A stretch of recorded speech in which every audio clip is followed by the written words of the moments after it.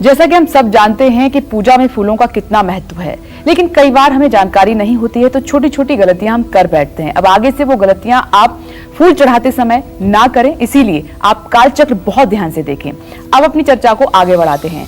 भगवान गणेश, शिव, माँ दुर्गा, श्री कृष्ण, श्री राम और हनुमान जी को कितनी संख्या में फूल चढ़ाने चाहिए, आइए जान लेते हैं पंडित जी से। पंडित जी बताइए, अब फूलों की क्या संख्या भी होती है? संख्या के अनुसार ही हमें भगवान को फूल चढ़ाने चाहिए? देखिए, शास्त्रों में ऐसा कुछ निर्देश नहीं है। ये सिर्फ हम मनुष्यों की एक परिकल्पना है कि हम कितनी संख्या में उन्हें फूल चढ़ाएं। शास्त्र तो ये कहते हैं कि एक फूल मन में कल्पना करिए और उसे अपने दोनों हाथों में लिए हुए हैं आप, और प्रभु आपके सामने विराजमान है, उनके श्री चरणों में आप समर्पित कर रहे हैं, तो शायद आपने करोड़ों फूल अर्पित कर दिए। एक मानस फूल, एक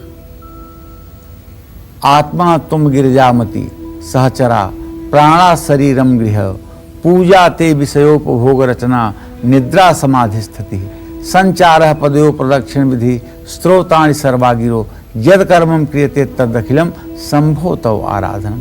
भगवान शिव को 10 की संख्या में फूल आपको चढ़ाना चाहिए और माँ दुर्गा को 1 या 9 की संख्या में पुष्प अर्पित करना चाहिए। जिसे देवी फूल कहते हैं उसे अड़हुल भी कहते हैं। अगर ऐसे 9 फूलों की माला आप किसी देवी को समर्पित करें तो विश्वास रखिए आपकी मनोकामना जरूर पूरी होगी। भगवान श्री कृष्ण को 3 फूल अर्पित करने चाहिए और खास करके अगर ये कमल का फूल हो तो इससे दिव्य कुछ हो नहीं सकता। प्रभु श्री राम की प्रतिमा पर भी आपको 4 पुष्प अर्पित करने चाहिए और हनुमंत लाल की प्रतिमा पर आपको 5 फूल अर्पित करने चाहिए। भगवान गणेश के मंदिर में अगर जा रहे हैं तो वहाँ 8 फूल आप अर्पित करें, इससे आपकी प्रत्यक्ष मनोकामना पूरी होगी। जय मां विंध्यवासिनी। चलिए चर्चा को आगे बढ़ा लेते हैं। देवता को अर्पित किए जाने वाले फूल सूंघना बहुत गलत है, इससे आपकी पूजा निष्फल हो सकती है। कैसे, आइए पंडित जी से जान लेते हैं। पंडित जी बताइए। देखिए, फूलों में देवतत्व को अपनी ओर आकर्षित करने की और अपने अंदर ऑब्जर्व करने की क्षमता तो होती है। जब हम फूल की खुशबू को सूंघते हैं तब हमारी सांस में मौजूद नेगेटिव एनर्जी फूल में प्रवेश कर जाती है और फूल की पॉजिटिविटी हमारे अंदर आ जाती है। तो ऐसे में फूलों को देव तत्व को आकर्षित करने की क्षमता कम हो जाती है। तो सूंघे हुए फूलों में प्राकृतिक रूप से मौजूद सत्व भी समाप्त हो जाता है। ऐसे फूल मूर्ति पर चढ़ाने से मूर्ति में रजोगुण और तमोगुण अवशोषित होने की आशंका बनती है। इस कारण देवताओं को चढ़ाए जाने वाले फूल को सूंघना सख्त मना है। जो फूल आप देवताओं को चढ़ाने जा रहे हैं उन फूलों को ऐसा नहीं कि आपने सूंघ भी लिया और चढ़ा भी दिया, ऐसा महान घोर अपराध कभी मत करिएगा।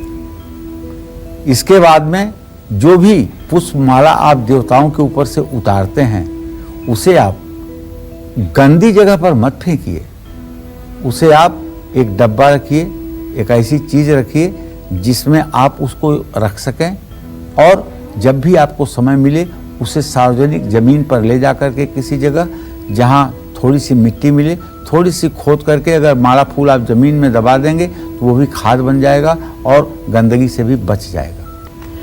चलिए चर्चा में आगे जानते हैं कि देवी देवताओं को चढ़ाए जाने वाले फूल किस समय आपको बिल्कुल नहीं तोड़ने चाहिए, खासतौर पर इस बात का ध्यान रखना चाहिए। चलिए पंडित जी से जल्दी से जान लेते हैं। पंडित जी बताइए, जो पूजा में हम फूल चढ़ाते हैं किसी भी समय तोड़ लेते हैं, मैंने भी पूजा में फूल चढ़ाने के लिए किसी भी समय उनको तोड़ा है और चढ़ाया है, क्या इसका कोई समय होता है? बिल्कुल समय होता है, हर चीज का समय होता है। सूर्यास्त के पहले का वातावरण सूर्यास्त के बाद के वातावरण की तुलना में ज्यादा सात्विक होता है। सूर्यास्त के बाद वायुमंडल में विद्यमान रज तम की मात्रा बढ़ जाती है, जिससे अनिष्ट शक्तियों का संचार भी बढ़ जाता है। सूर्यास्त होने के बाद फूल और कलियों में रज और तम की मात्रा बढ़ जाती है।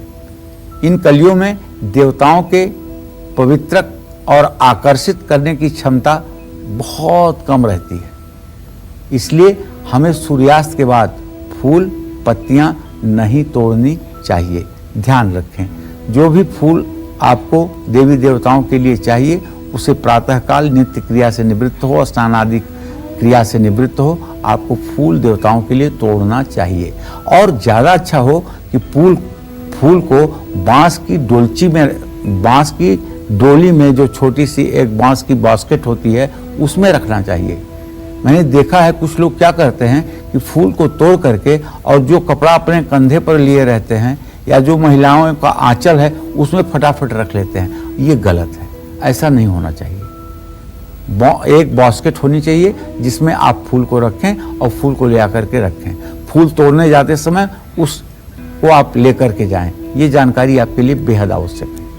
नमस्कार, मैं हूं मानक गुप्ता। अगर आपको हमारा ये वीडियो पसंद आया हो तो इसे लाइक और शेयर जरूर करें और हाँ, हमें सब्सक्राइब और फॉलो करना ना भूलें ताकि आप देश और दुनिया की कोई खबर मिस ना करें। तो जुड़े रहिए हमारे साथ और देखते रहिए News 24।